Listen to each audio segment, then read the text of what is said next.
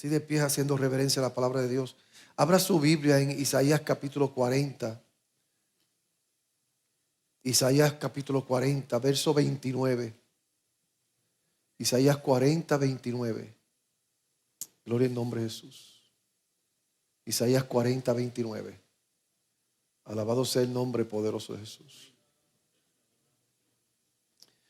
Cuando lo tengan pueden decir amén. Estamos orando que la pantalla también lo tenga. Gloria a Jesús. Isaías 40, 29. Amén. Leo amén, a la palabra del Señor.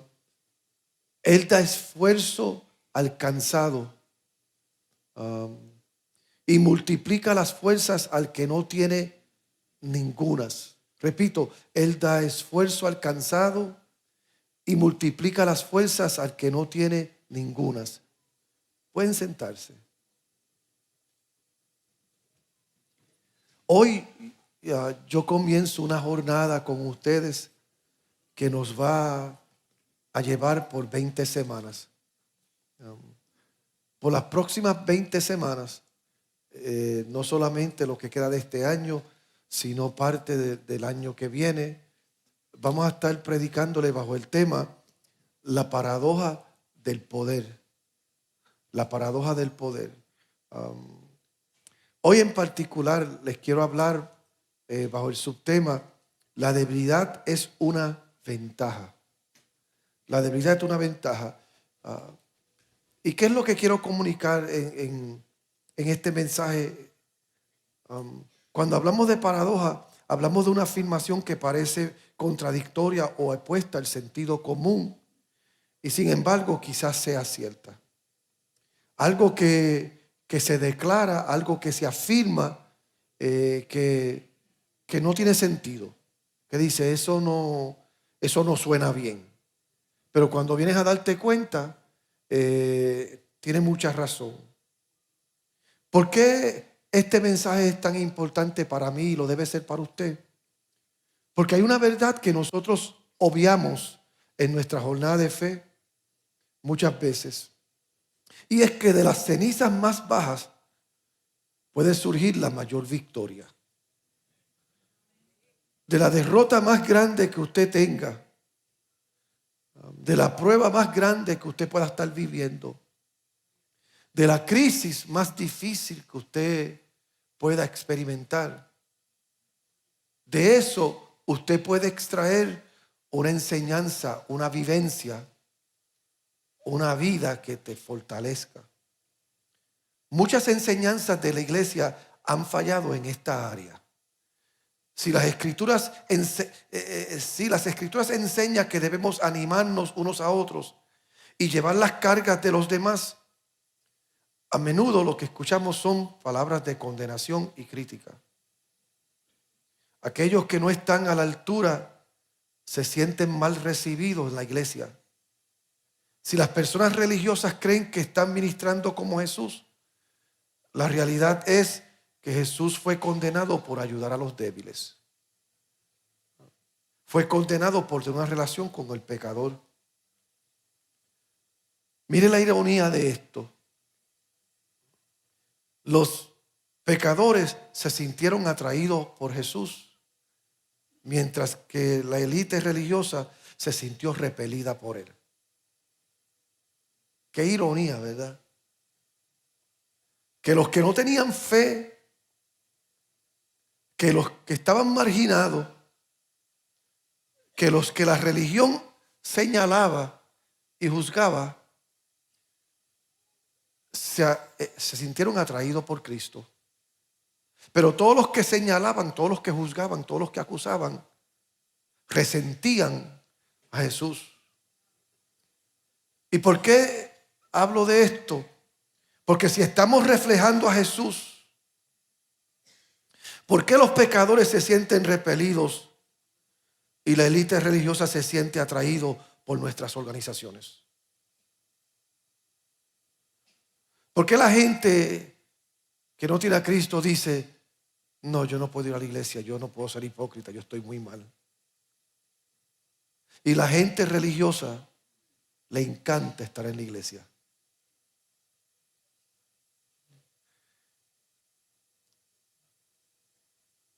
¿Por qué las personas esconden sus debilidades en lugar de sentirse libres de compartirlas y recibir compasión genuina de la iglesia?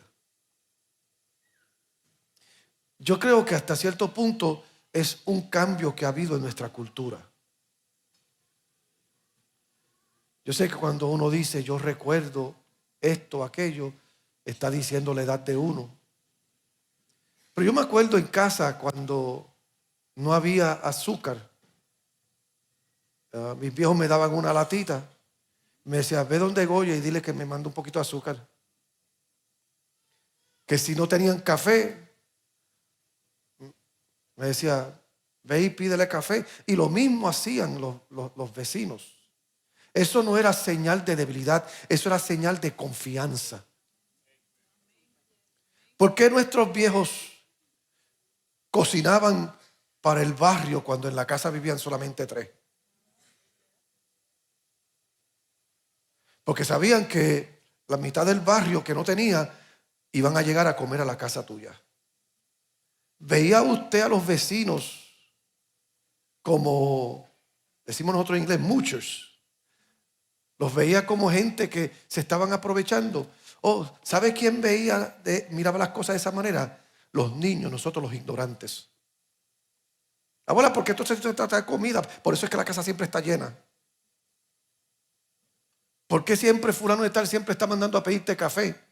Porque sabe que se puede aprovechar de ti. Nosotros los ignorantes éramos los que criticamos eso. Pero ellos, tal parece, tenían una sabiduría que nosotros no teníamos. Pero ahora que somos mayores y hemos visto el cambio cultural que ha existido, donde vemos al necesitado y donde vemos al marginado como alguien que podemos juzgar, que podemos acusar, y el acusado y el marginado se siente que no puede desnudarse. Y por eso será posible que hay gente en su comunidad que pasan hambre, sabiendo que usted tiene, y no se atreven a acercarse a usted. ¿Será posible que por eso es que hay muchos que vienen de afuera y se visten de religiosidad para sentarse entre nosotros, pero no se atreven a pasar al frente cuando se hace un llamado, porque qué dirán si me ven pasando al frente?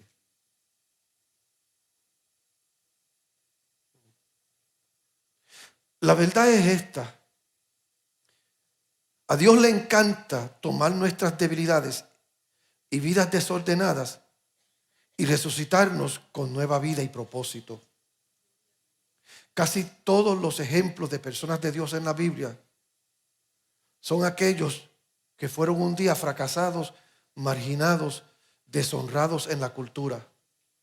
A Dios le encanta tomar nuestros fracasos y elevarnos al éxito para que no haya duda de que su Espíritu está trabajando en nosotros. Las personas son impactadas por la revelación de su amor, no por nuestros alardes de éxito. La gente dice, qué grande es Dios, cuando te ven levantarte del fracaso.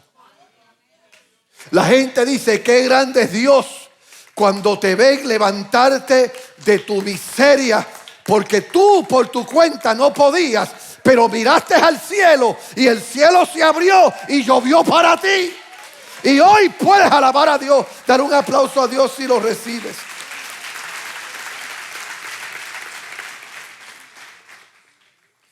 Porque es ahí donde Dios te dice, esto es lo que puedo hacer por ti. Y habla a nuestras almas cansadas y hace surgir la belleza de las cenizas de la desesperación. Mire, si se lleva algo, llévese esto hoy. En la gracia no existe la desventaja.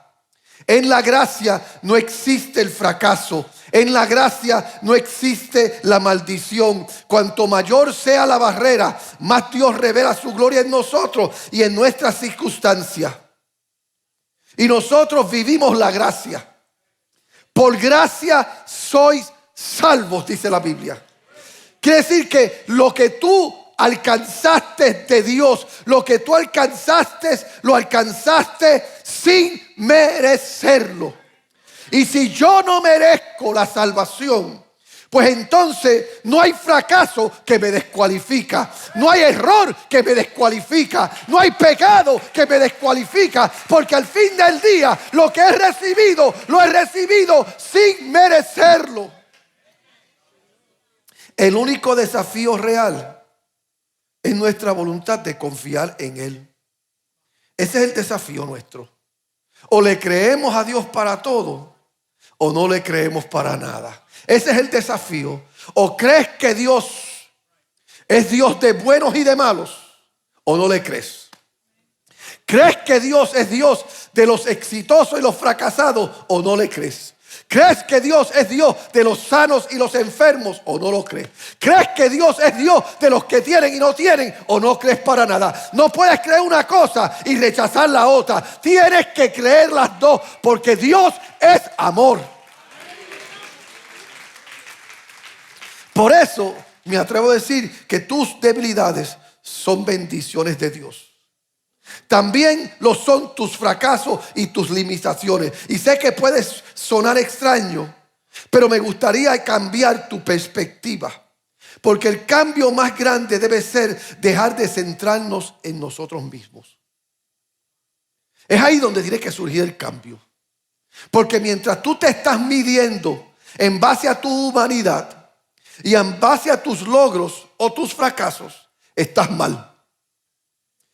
Porque si estás bien y estás midiendo tu estatus por lo que tienes y te centras en ti, pues no necesitas a Dios. Porque estás bien y no te hace falta nada. Pero si estás mal y estás en fracaso, como te estás centrando en ti, te sientes culpable, te sientes marginado y por lo tanto te sientes rechazado.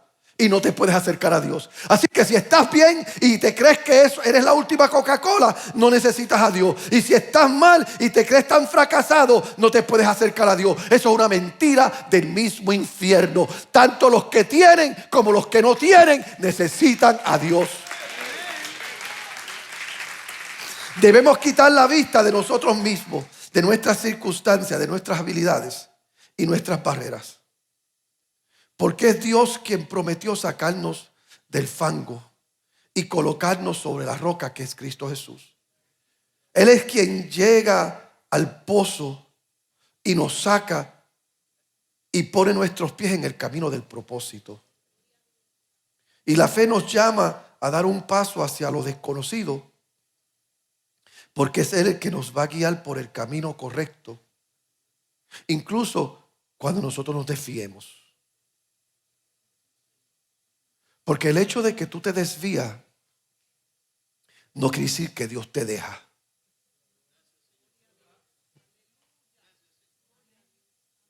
¿Alguno de ustedes alguna vez, cuando chiquito, le dijo a sus padres: me voy de la casa? Y empacaste las maletas o el bultito y tenías 5, 6, 7 años. Y tus padres te dijeron: pues está bien, vete. Me voy a ir. Y te fuiste. Y tú te fuiste con tu bolsita de ropa a los 5, 6, 7 años. Y de momento tú pensaste: no me ama, me está dejando ir. Lo que tú no sabes es que tu papá o tu mamá por dentro se estaban quebrantando y estaban por una rajita de la persiana mirando a ver hasta dónde tú llegabas. Y ellos decían: lo voy a dejar que llegue hasta allá donde te lo pueda ver. Pero si se va muy lejos, voy a ir allá y le voy a decir: mucho, ¿qué es lo que tú estás haciendo? Vente para casa de nuevo. Eso es lo que hace Dios con nosotros. Tú te crees que te fuiste lejos, pero Dios te está mirando por la ventana para ver cuán lejos tú vas a llegar. Porque Él no va a permitir que tú te vayas tan y tan lejos donde la mano de Él no te pueda rescatar. Oh, dale ese aplauso a Dios, porque esa es la verdad del Dios que nosotros servimos. Entonces, podemos dar un paso por fe, confiando que Él nos está guiando y Él no va a permitir que nos perdamos. Pero Él debe ser el centro de nuestra atención. Tiene que ser Él, no tú. La verdad es que Dios se deleita en aquellos que confían en Él con sus fracasos y sus debilidades. Y es Él quien fortalece o nos da fuerza en nuestras debilidades. Mire, hasta que nuestra fuerza personal no sea parte de nuestro camino, no podremos darnos cuenta del poder de la obra de Dios en nuestras vidas. En inglés se dice, you have to get out of your own way. Tienes que salirte de tu propio camino. Tienes que salirte de estar pensando que Dios te ve, que Dios te juzga, que Dios te condena. Porque todas esas cosas son una imagen creada por la cultura religiosa élite, que no es de Dios. Yo me crié en la iglesia. Y sabe, si usted me hubiese dicho a mí, dibuja un cuadro de Dios, ¿sabe cuál hubiese sido el cuadro que yo hubiese dibujado? Para mí, en mi niñez y en mi adolescencia, Dios era un pitbull. Sí. Usted me preguntara a mí, ¿cómo tú veías a Dios en tu niñez y adolescente? El primer imagen mío era un pitbull, un German Shepherd, un Doberman Pinscher, de esos y que estaban amarrados y que en cualquier momento se iban a zafar y te iban a morder. Por eso entramos a la iglesia.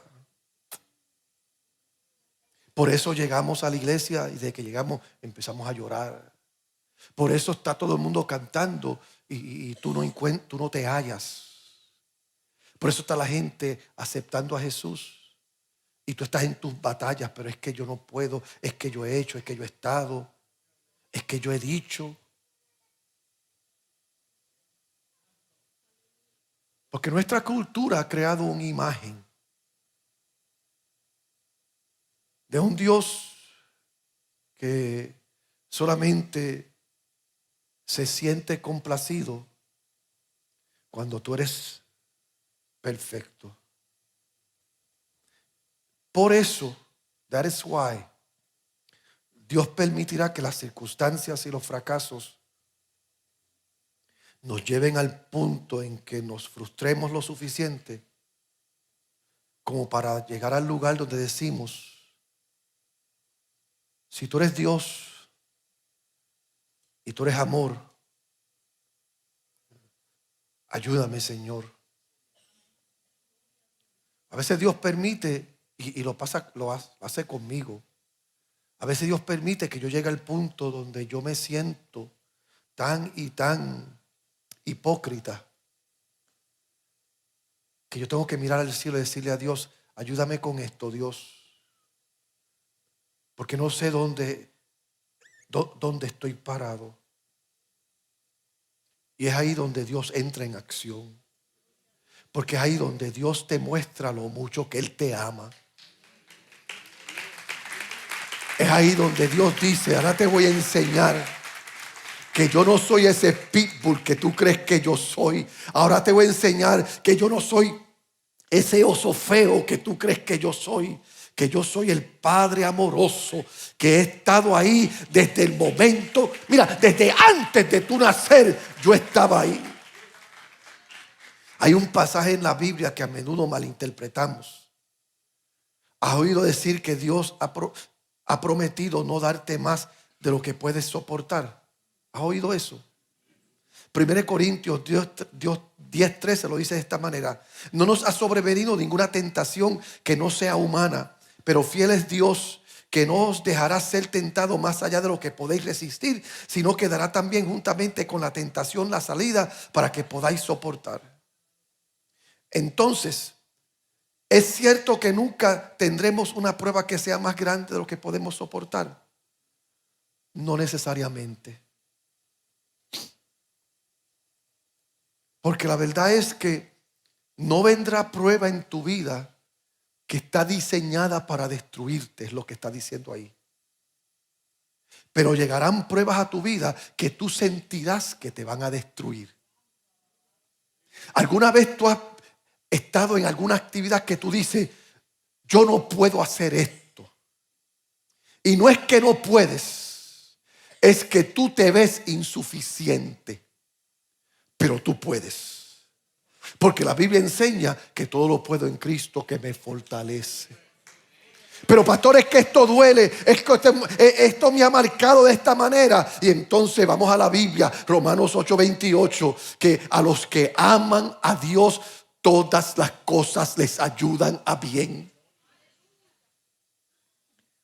Entonces, por eso es que la Biblia dice en 1 Corintios 10:12, antes, mire cómo es esto, porque a veces nos confundimos. En el 10:13 dice que no recibimos una prueba que no sea humana, que no podamos sobrellevar. Pero en el versículo 12 está la clave. Dice, así que el que piense estar firme, mire que no caiga. Lo que está diciendo es, si tú te crees que esto depende de ti, vas a caer. Pero si tú entiendes que esto no depende de ti, que depende de Él, pues no importa lo grande que sea la prueba, aunque sea más grande que tú puedes estar firme porque Él no te va a dejar caer. Esa porción bíblica es un llamado a la debilidad, no a la resistencia personal. La vía de escape es a través de Él. A menudo las pruebas, los fracasos, incluso nuestras debilidades ante el pecado en particular, es un llamado a dejar nuestros esfuerzos humanos. Eso esa pata de la cual tú cojeas, no es tu maldición. Si lo ves por el lente de Dios, es tu bendición. Porque ahora tú sabes de la pata que tú cojeas y entonces tú buscas los medios, los recursos que vienen del cielo para no seguir cojeando. Si tienes problemas con el alcohol y tú sabes que tienes problemas con el alcohol y aceptas tu debilidad, pues entonces tú te alejas lo más posible del alcohol. Si tienes problemas con vicios de droga, pues entonces en vez de estar jangueando con las gallinas y volando con las gallinas que siempre se están endrogando, pues tú te vas con las águilas que van a volar alto y no te van a dejar estar ahí. Así que tu debilidad no es tu maldición, tu debilidad es una bendición para que tú te levantes, para que tú vueles alto, para que tú le sirvas a Dios sabiendo lo bueno que es Dios. Por eso es que la Biblia habla en Isaías 40:29 y nos motiva a echar nuestras cargas sobre Él. Y por eso la Biblia nos dice que seamos fuertes en el Señor y en el poder de su fuerza. Porque como dije en el 29 de Isaías 40, Él da esfuerzo al cansado y multiplica las fuerzas del que no tiene ninguna. Yo no sé si tú notaste algo. La promesa de la Biblia es para el débil, no es para el fuerte.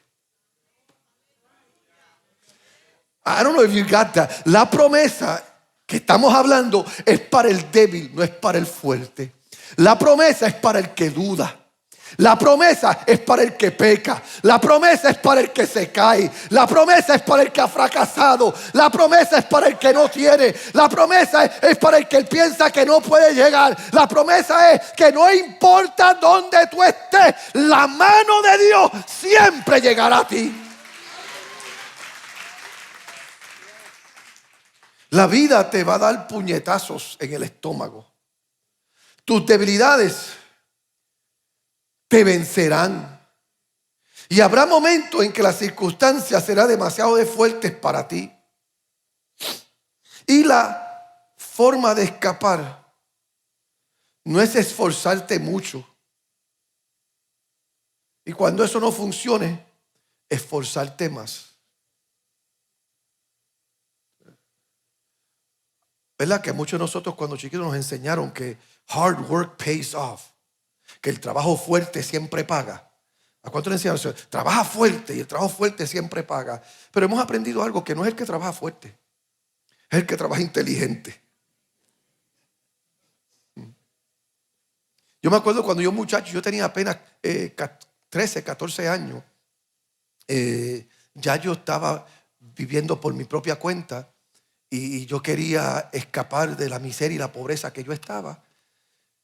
Y para hacer una historia bien larga, corta, me fijé en una gente que venían en unos buses verdes al pueblo y recogía y se los llevaba. Y yo fui y hablé con el dueño, el chofer del bus y le dije, mira, ¿qué es lo que ustedes hacen? Que todos los días yo veo que hombres vienen y se montan en este bus y tú te los llevas y después trae algunos para atrás y otros no vienen. Los que no vinieron se murieron. No, los que no vinieron se quedaron. Y los que vienen, pues ellos viven aquí, quieren seguir yendo todos los días. ¿Y qué ustedes hacen? Nosotros trabajamos en la finca del tabaco. Y otros trabajan en la finca de palos pinos. Y yo le dije, yo quiero trabajar. Y el hombre me miró de arriba abajo y me dijo, pero nene, tú eres muy flaco. Tú no duras una hora en la finca. Y el primero, yo no soy un nene. Me dijo, ¿cuántos años tú tienes? Y yo le dije, ¿cuántos años hacen falta para trabajar con ustedes? Y él me dijo, para trabajar con nosotros necesita tener por lo menos 16 años. Pues yo tengo 18, le mentí. Yo tengo 18, lo que pasa es que en mi familia todos nos vemos jóvenes. Y él me dice, pues ¿sabes qué? Yo voy a hacer algo por ti. Yo te voy a llevar y si duras una hora, pero si te cuiteas, si te rindes a la hora, vas a tener que esperar todo el día hasta que el bus regrese. ¿Y está bien?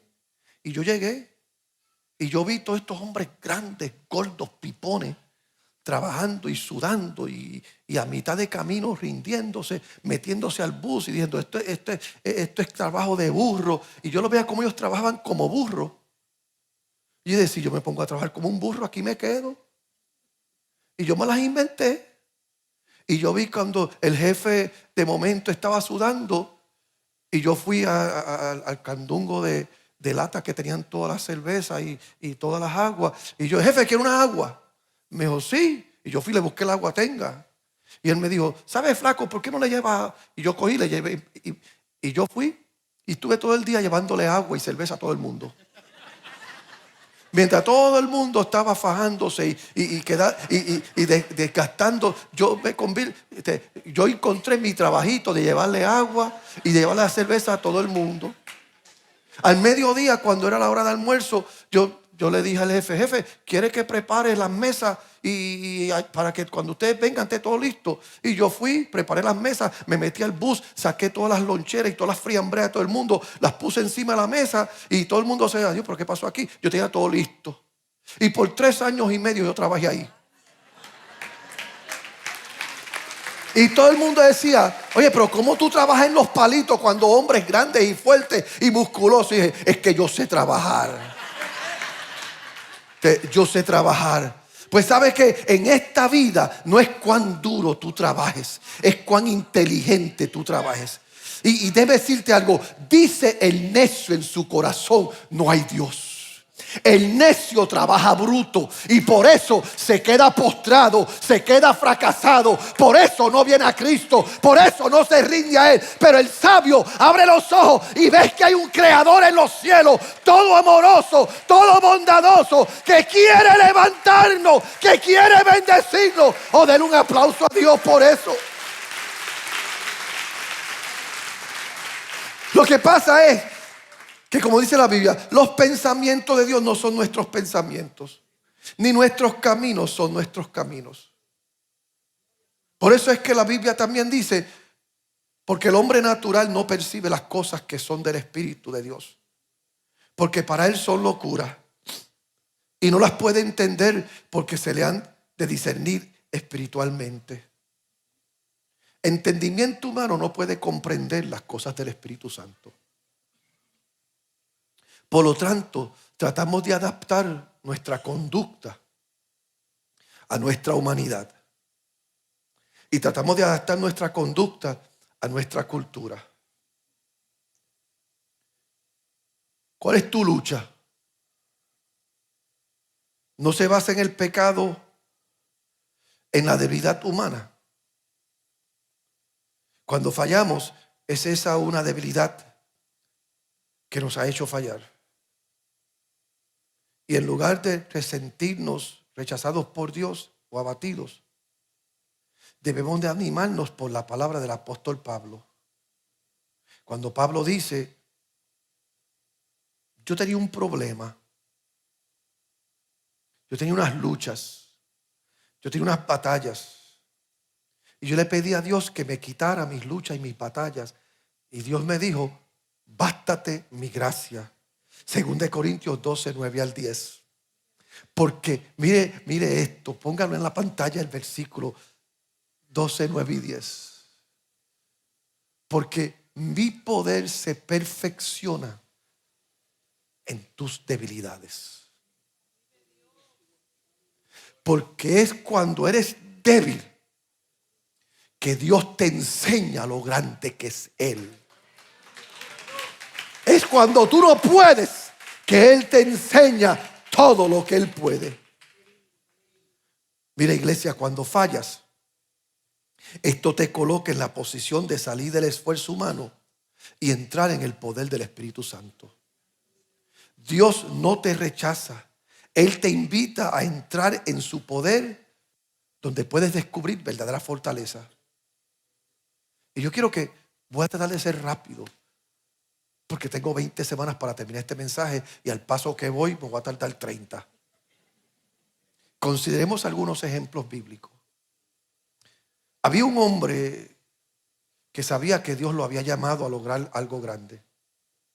Desde pequeño, la mamá lo vio y dijo, este nene es especial. Y decidió defenderlo con uñas y dientes. Las circunstancias y la protección de su mamá resultó para bien, porque el muchacho terminó estudiando en las mejores escuelas, al punto que llegó a vivir en el palacio del rey y era reconocido por todo el mundo, porque el muchacho se desarrolló y sus destrezas de liderazgo fueron tal que eran reconocidas. Y un día el príncipe iba caminando por la ciudad con su realeza de príncipe y vio a alguien bullying a otra persona. Y aunque él era príncipe, tenía un corazón noble y no le gustaba el bullying. Diga no al bullying. Y él viene y enfrenta o confronta al malvado. Y el malvado pues se jactó, lo desafió, y el príncipe tenía un problema. Tenía un genio latino. Sí, porque ustedes los latinos tienen sangre caliente. Nosotros los americanos no somos así. El coraje latino salió y mató al tipo. Y eso era inaceptable.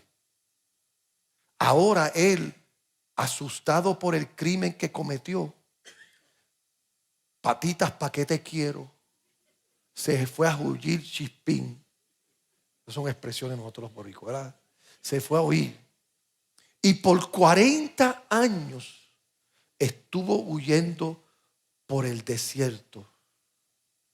Por 40 años estuvo escondiéndose. Si usted lleva un poquito de tiempo en la iglesia leyendo la Biblia, usted sabe de quién estoy hablando. Estoy hablando de Moisés, una de las personas más notables del Antiguo Testamento, porque todos lo conocen por su liderazgo, cuando se enfrentó a Faraón y sacó al pueblo de Egipto y Dios lo usó. Pero nadie o pocos le gustan tocar el tema de que Moisés fue un asesino. Y por asesino tuvo que esconderse en el desierto. Y por asesino se convirtió en un vagabundo, aislado y quebrantado. Y yo me atrevo a decir que ese aislamiento de 40 años le trajo unos traumas que hasta gago se puso.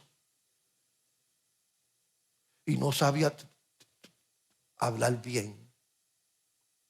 Por 40 años desconectado de la sociedad, perdió toda noción de nobleza y toda noción de ética. Porque imagínese que a usted lo metan preso por 40 años. Que a usted lo hayan escondido en el desierto por 40 años. Y ahora la primera vez que usted sale es hoy. Usted ve esta cosa y dice, pero ¿qué demonio es eso? Porque 40 años atrás eso no estaba. 40 años atrás el teléfono celular era un aparato así de grande. Y todavía había 2 o 3 que andábamos con los beepers. ¿Se acuerdan de los beepers? Y usted ve todo esto y usted dice, pero ¿qué está pasando aquí? Todavía 40 años atrás las mujeres vestían con más modestia y los hombres vestían como hombres. 40 años después las mujeres visten como hombres y los hombres visten como nena. Vamos a cambiar el tema porque Moisés había llegado a ese lugar donde se sentía bien fracasado. Y yo me imagino que en un momento dado Moisés se preguntó acerca del plan fallido en que una vez sabía que Dios tenía para él. Me imagino que después de 40 años de viviendo en el desierto como un fracasado, en su mente le echó a perder el plan de Dios. Y sentía que ahora estaba destinado a vivir para siempre con las consecuencias de su mala decisión. Sabía que Dios lo había abandonado y sin esperanza y sin propósito se decidió a cuidar animales y a pastorear ovejas en el desierto de un hombre que él había conocido en el camino. Después de 4 décadas de vivir en el desierto, el llamado de Dios se había olvidado hacía mucho tiempo, olvidado por Moisés, pero no por Dios. Moisés pensó que Dios se había olvidado, pero Dios no. Dios permitió que Moisés vagara sin rumbo durante la mitad de su vida, pero en el tiempo perfecto de él, esto iba a cambiar. Porque lo que tú tienes que entender es que lo que tú estás viviendo, si le crees a Dios, tiene fecha de expiración. Lo que tú estás sintiendo que te hace sentir un derrotado, un marginado, tiene fecha de expiración. ¿Cuándo, pastor? Cuando le creas a Dios y Dios determine que aprendiste tu lección. Y eso es lo que tú tienes que entender. Esto no es hasta que tú creas que tú sabes. Esto es hasta que Dios determine que tú sabes.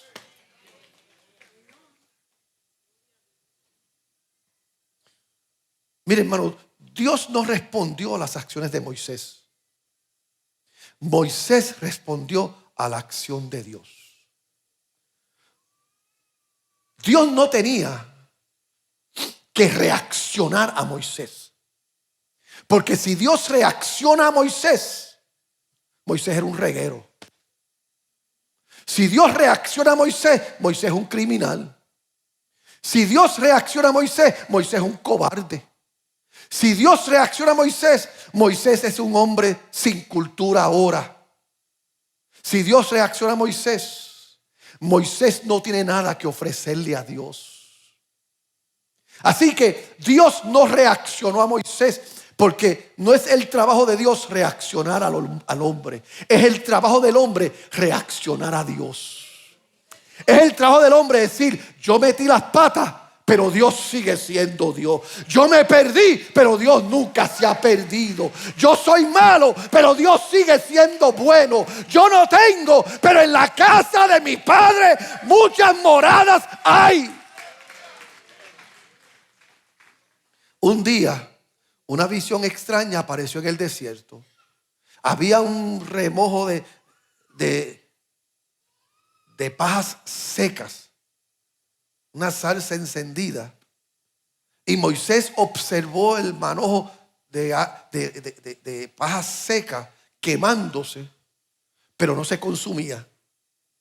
Y Moisés estaba acostumbrado que de momento, si un rayo, si un calor, si una chispa encendida una de esas ramas, una de esas pajas, se evaporaba.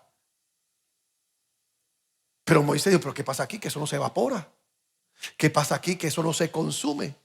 Y la curiosidad llevó a Moisés a ver por qué eso estaba pasando.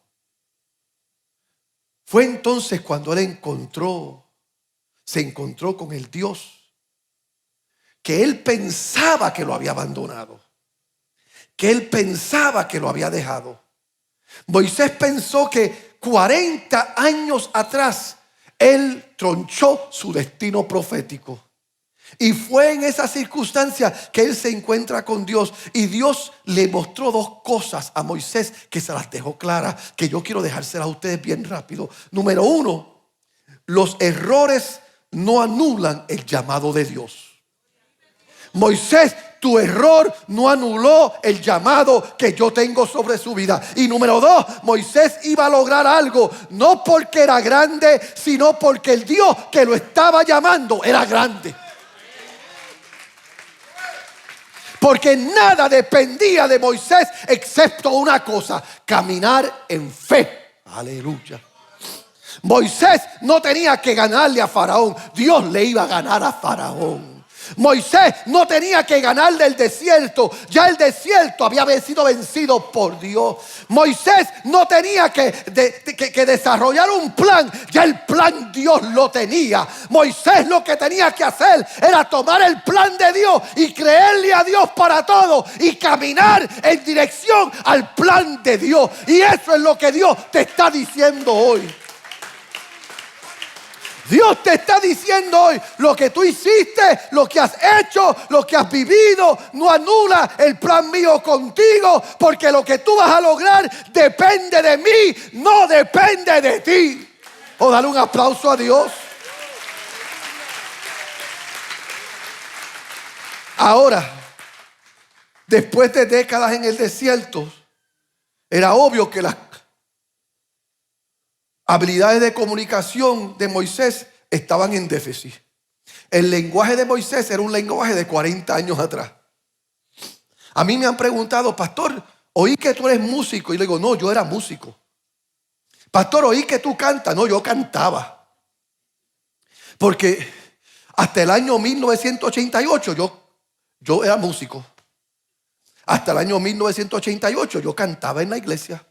Pero desde el año 1998 hasta aquí yo dejé de practicar, dejé de tocar, dejé de cantar, dejé de estar activo en la dirección de música en la iglesia. Y lo que yo sé es del año 1988. Y ahora yo no sé nada de eso. Yo no sé imitar. Yo veo a Fernan y ¿qué hace eso? Pues entonces lo que yo sabía se quedó allá. Lo que Moisés sabía se quedó 40 años atrás. Pero aquí está Dios llamándole. Y Moisés le dice a Dios: ay, Señor, nunca he sido hombre de palabras fáciles. Ahora después de 40 años, menos todavía. Ni antes, ni desde que tú hablas a tus siervos. Porque, Señor, yo soy tardo para hablar. Yo tengo 40 años. Y Dios le dice a Moisés: Moisés, no te preocupes. Yo estaré en tu boca y yo te enseñaré lo que vas a decir. Moisés carecía de confianza en sí mismo, por lo que le rogó a Dios que enviara a otra persona. Y entonces Dios lo que dijo es: no te preocupes, yo te voy a dar las herramientas que vas a necesitar. Porque cuando Dios decida promoverte, todas tus limitaciones, todas tus debilidades y todos tus fracasos, quien se encarga de ellos es Dios. Es Dios el que te va a enseñar. Y yo no sabía hablar español. Yo acepté al Señor, yo llegué a la iglesia y mi español, mi pastor, la primera vez que me oyó hablando al frente en español, él me puso a predicar para un culto de los jóvenes. Ella era la presidenta. Y me puso a predicar en el culto de los jóvenes. Y yo prediqué con el español estrujado y maltratado y maleducado y destruido. Y el pastor mío, para poner en contexto, mi pastor tampoco era un hombre educado. Mi pastor lo que tenía era un 9º grado de escuela. Pero tal parece que mi español era tan malo que aún para un hombre con solamente un 9º grado de escuela puertorriqueño, híbrido, que vivía aquí en Estados Unidos, cuando yo prediqué, él me dijo: por mi madre, tú no vuelves a hablar hasta que aprendas a hablar español. Así me dijo el pastor. Y me tuvo más de un año que yo no podía pararme al frente a decir nada hasta que yo no aprendiera a cómo hablar español. Y lo que yo sé, para ustedes que son más educados en la lengua hispana, y para ustedes que han ido a alta educación, ustedes me ven y ustedes dicen: es verdad que el pastor no sabe español. Déjeme decirle algo: yo soy un erudito al lado de lo que yo era antes. I'm a scholar. Para mí, yo soy la última Coca-Cola hablando en español. Porque si usted hubiese visto de dónde yo vengo, a dónde yo estoy, solo Dios puede hacer esto. Que yo tenga este gabán puesto hoy y esta corbata, usted dice: no, el pastor nació con un gabán, una corbata. No, esto costó para yo poder acostumbrarme a esto y a vestir así. Esto era cosa de loco para mí. Pero llegó Dios. Y igual que Moisés tomó todo el reguero que había en mí, y él dijo: yo me encargo de tu reguero, yo me encargo de tu revolú, yo me encargo de tu desastre, yo me encargo de tu burga, y yo me encargaré de usarte para que yo reciba la gloria debida a mi nombre.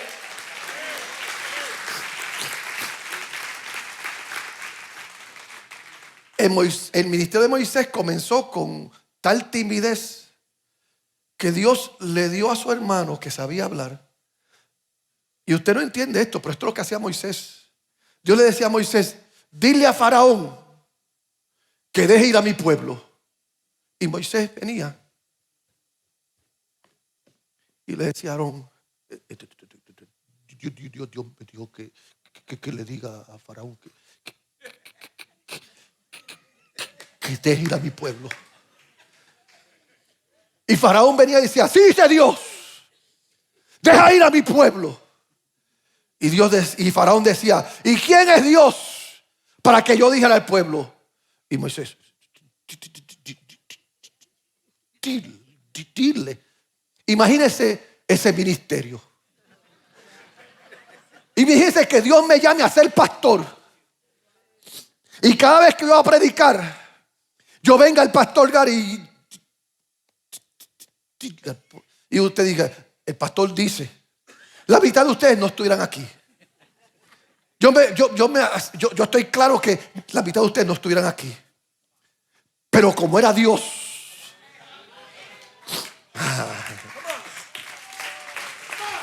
como era Dios, mientras Moisés estaba con el titubeo de él y Faraón se estaba molestando, el Espíritu Santo agarraba a Faraón y le decía: estate quieto hasta que hable a Faraón. Sé paciente. Y Faraón: pero ¿quién me está? Y Faraón quería, y el Dios aguantando a Faraón, porque esto no se trata de nosotros, esto se trata de Dios.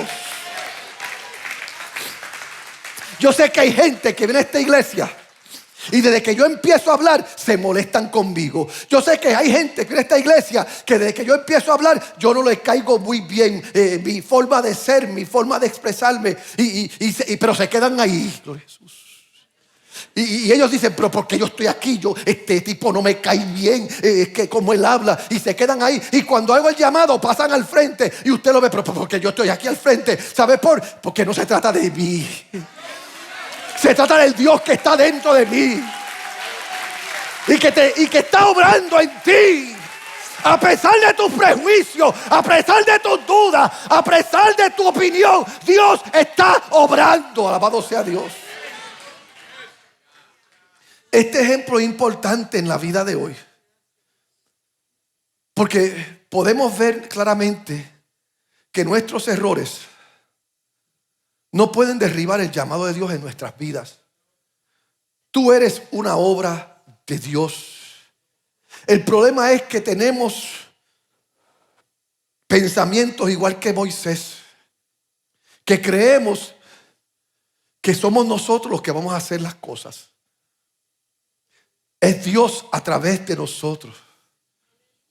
Casi todos los testimonios poderosos comienzan con una historia de fracaso. En algún lugar te vas a encontrar entre la espada y la pared y tendrás dos opciones: mirar aquí o mirar allá. Si miras aquí, te deprimes. Si miras aquí, te frustras. Si miras aquí, te desanimas. Si miras aquí, vas a ver todo lo que no puedes lograr. Pero si miras hacia arriba, lo vas a ver a Él y vas a ver la mano grande de Él trabajando a tu favor. Ese es Dios. Oh, gloria, gloria, gloria. Ese es Dios. La verdad es que tu fracaso no equivale al fracaso de Dios al seleccionarte para lo que Él te seleccionó en este mundo. De hecho, cuanto menos calificado estés, más puede Dios usarte. ¿Sabías eso? Que mientras más reguero tú tengas en tu vida, más Dios puede hacer contigo. Es por eso que 1 Corintios 1:26 dice: pues mirad, hermanos, vuestra vocación, que no sois muchos sabios según la carne, sino ni muchos poderosos, ni muchos nobles. Por eso es que Dios le dijo a Moisés: yo seré la palabra en tu boca. Dios no necesita grandes hombres y mujeres. Dios desea hacer la grandeza en cada hombre y cada mujer. Porque oye esto, no hay lugar para la grandeza tuya y la grandeza de Dios en el mismo corazón. Oh, no me escuchaste. Tú no puedes ser el grande y Dios ser el grande. Tienes que decidir quién va a ser el grande. Porque Dios no comparte su gloria con nadie. Si tú quieres ser el cheche de la película, Él se sale del medio para ver qué tú vas a hacer. Pero si tú quieres que Él sea el grande de la película, Él entra y Él te muestra lo que Él puede hacer. Y yo no sé tú, yo no soy tonto. Si duré 3 años y medio en los palitos, voy a durar una vida aquí, porque aquí he descubierto que Él lo puede todo, que Él lo hace todo, que Él es Dios. Aquellos que operan por su propio poder estarán siempre limitados. Pero para nosotros que hemos sido quebrantados por la vida y los errores, descubriremos el verdadero poder.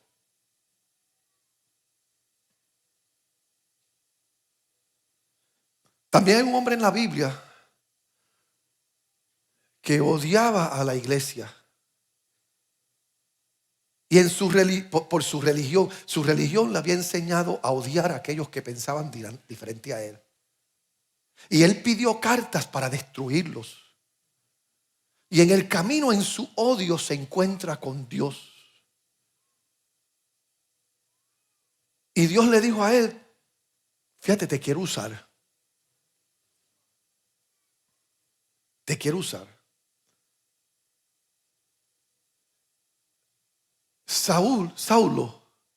Pablo, antes de conocer a Cristo, él era muy sincero en sus creencias religiosas, pero sinceramente equivocado. Porque hay veces que la debilidad más grande nuestra es la religión nuestra.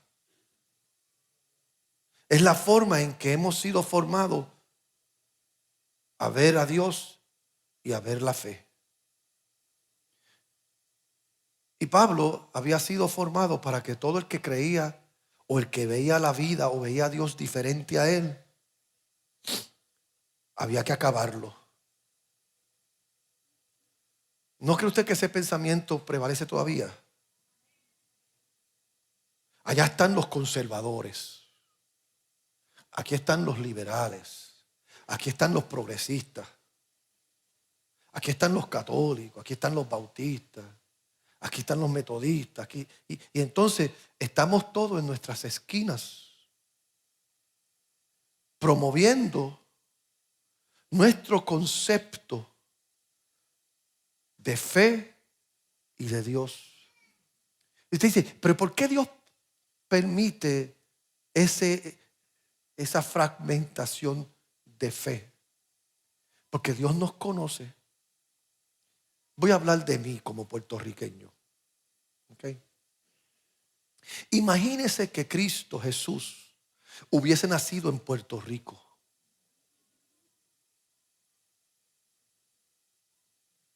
Y que María también hubiese nacido en Puerto Rico y José hubiese nacido. Mire, si nos damos el guille ahora con Marc Anthony, imagínese el guille que nos daríamos con Jesús.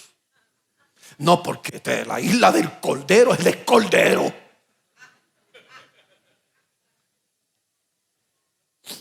Imagínese si el pueblo escogido de Dios para ser el pueblo sacerdotal a las naciones hubiese sido Venezuela.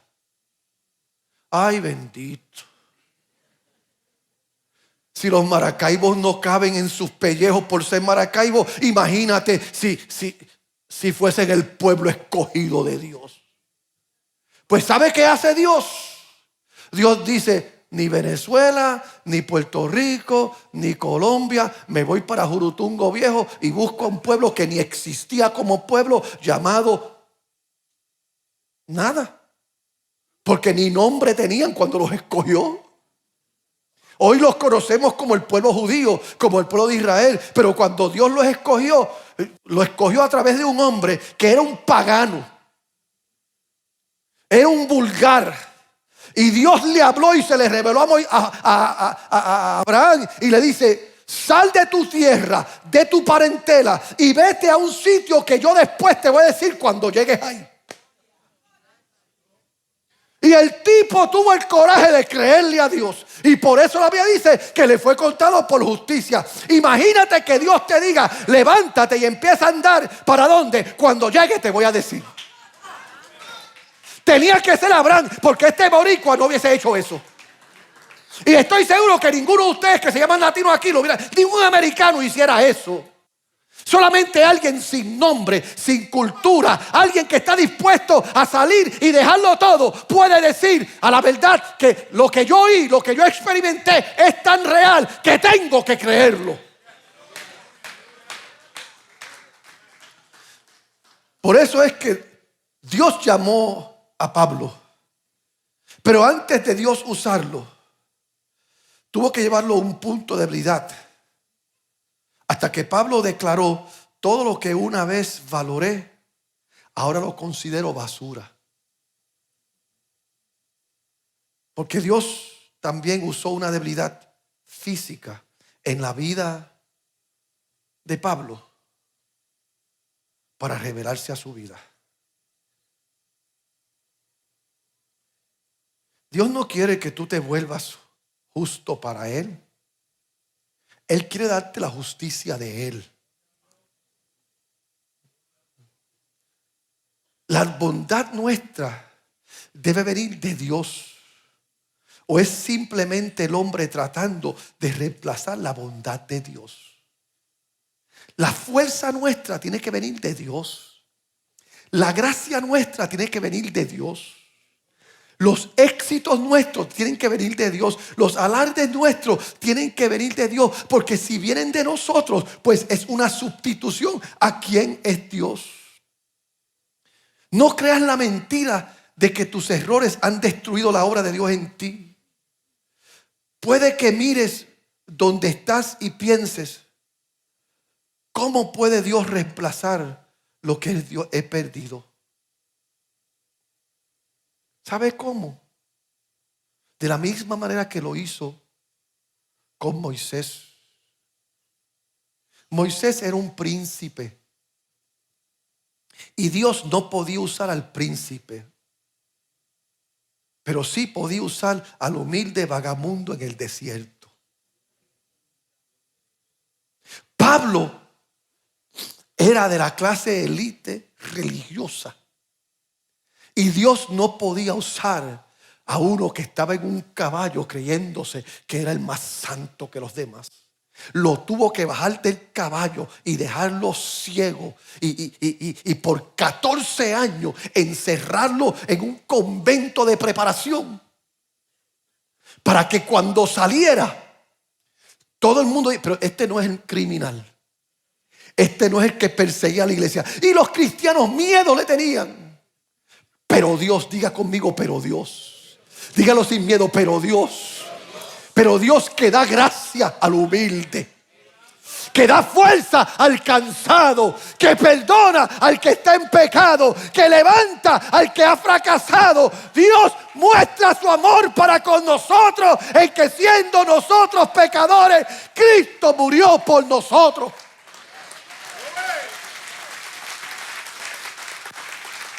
Tú no estás aquí porque llegaste limpio. Tú no estás aquí porque llegaste sano.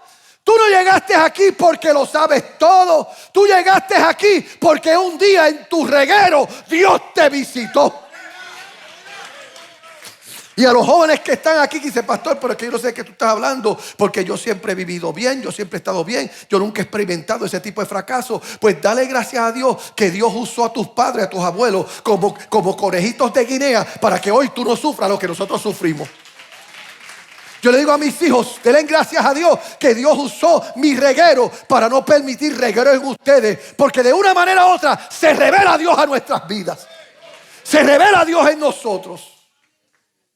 Lo que parecía un fracaso total era el camino por el que Dios tuvo que llevar a Moisés para crear un hombre humilde que él pudiera usar. Algunos de nosotros podemos sentirnos como Moisés.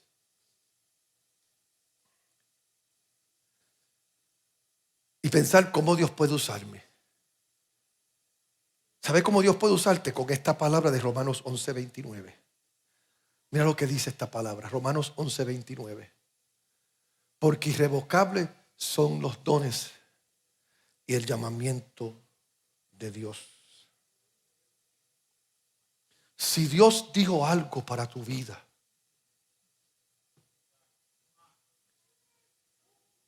no hay infierno que contradiga lo que Dios dijo para ti.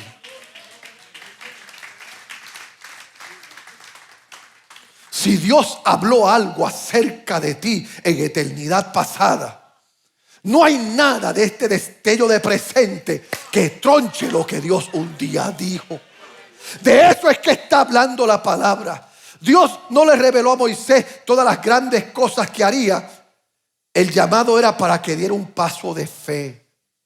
Fe y habla. Eso te dice Dios a ti hoy. Tú lo que tienes que hacer es, en medio de lo que estás viviendo, levántate y habla lo bueno que es Dios, lo grande que es Dios. El problema de los creyentes es que tememos a la condenación. Y el primer mayor acto de fe es creer en el amor de Dios para contigo. Un amor que se basa en la naturaleza de quien es Él. La Biblia dice que el amor cubre multitud de pecados. También dice la Biblia que su amor echa fuera su perfecto amor echa fuera todos los temores. Y dice la Biblia que su amor no hace nada indebido, no busca lo suyo, no se irrita, no guarda rencor. Y la palabra amor en la Biblia es la palabra agape. Es la palabra que lo encubre todo. Y lo que Dios está diciendo es, debido a que el amor de Él no lleva un registro de los errores, Él no se centra en tus errores, sino en su propósito de transformarte a su imagen y hacer que experimente la vida de su santo llamado. Dios no te mira y te ves por lo que tú estás haciendo, por lo que tú hiciste. Él te mira y te ve a través del lente de lo que Él habló sobre tu vida, de lo que Él dijo. Y esta palabra dice que Él te amó antes de tu nacer. Y para exagerar la nota, Él te amó antes de la fundación del mundo. Lo dice la Biblia. Tus debilidades no son sus limitaciones, tus fracasos no son sus barreras. Porque todo al fin del día depende de una cosa: la fe. ¿Crees lo suficiente como para salir de la vida de tu mundo y entrar al llamado de la fe y el camino de tu llamado?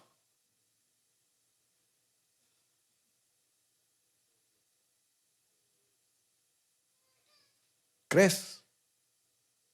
¿Crees que Dios puede obrar? ¿Crees que Dios puede perdonarte? ¿Crees que Dios puede levantarte? ¿Crees que Dios puede usarte? Porque esa es la clave. Una vida de fe creará escepticismo sobre el llamado de Dios y críticas sobre sus defectos. Pero los ojos que se mantienen fijos en Cristo harán que mantengas el rumbo. La gente puede centrarse en tu pasado, pero eso no cambia el propósito de Dios. Hay gente que me ven y dicen, pero es que usted es divorciado.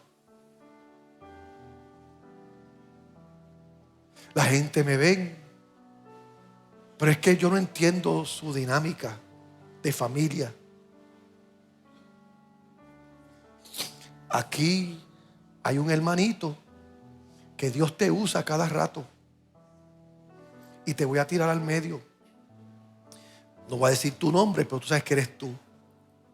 Este hermanito, cada rato que me ve, de vez en cuando, y lo voy a decir porque es la única forma que puedo corregirte sin tirarte al medio y sin humillarte. Pues este hermanito, cada rato que me ve, de vez en cuando me dice, Junito,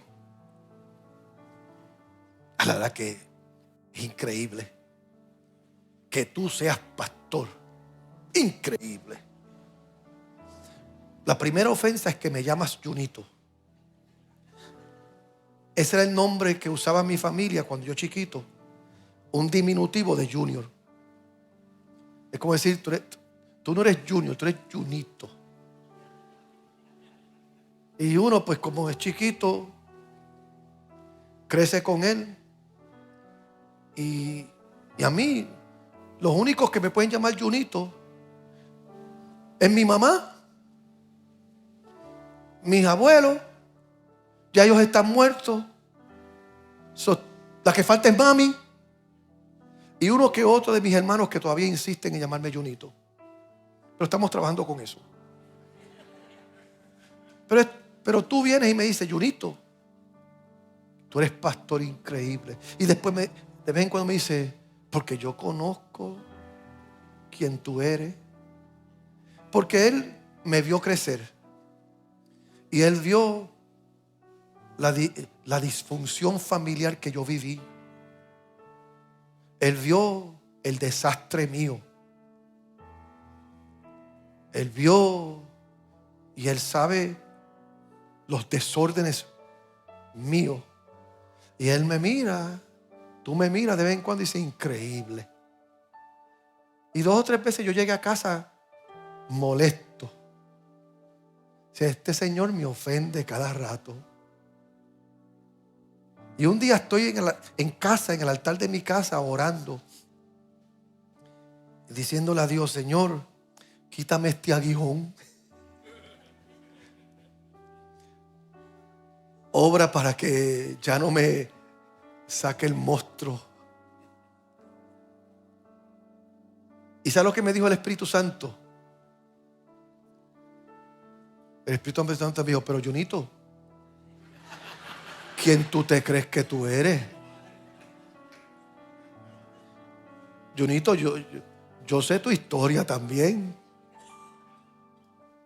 Yo conozco la disfunción de la que tú vienes. ¿Por qué te ofendes? Déjalo. Porque mi poder se perfecciona en tus debilidades. Porque cuando el diablo te señala tu pasado, si tú le crees a Dios, tú le muestras a Él su futuro. Cada vez que el diablo te diga, pero tú hiciste, tú viviste, tú dijiste, tú le puedes decir al diablo, pero tú vas a decir, ay, ay, ay. Porque te espera el lago de fuego y a mí me espera la gloria. Por eso le puse este mensaje, la paradoja del poder. Porque tal parece que para ser fuerte, para ser grande, para ser noble, para lograr, tenemos que enterrar todo aquello que un día amenazó mi hogar. Que un día hirió tu corazón. Que un día te dijo, pero mira lo que pasó. Y tendrás que decidir, o le crees a Dios para todo, o no le crees para nada. Porque si le crees a Dios para todo, Dios es rico. Dios es Dios de rico y Dios de pobre. Dios es Dios de victoriosos. Dios es Dios de fracasados. Dios es Dios de poderosos. Y Dios es Dios de débiles. Pero su especialidad son los débiles. Porque la promesa es esta: escogeré lo vil, lo menospreciado, lo fracasado de este siglo, de este mundo, y avergonzaré lo sabio. Por eso, cada día que yo me paro aquí para avergonzar la clase élite que dice, él no debe ser pastor, él no debe estar ahí. Yo conozco su historia, yo sé de dónde él salió. Y Dios dice, cállate, porque ahora te voy a enseñar lo que yo puedo hacer. Ponte de pie, iglesia.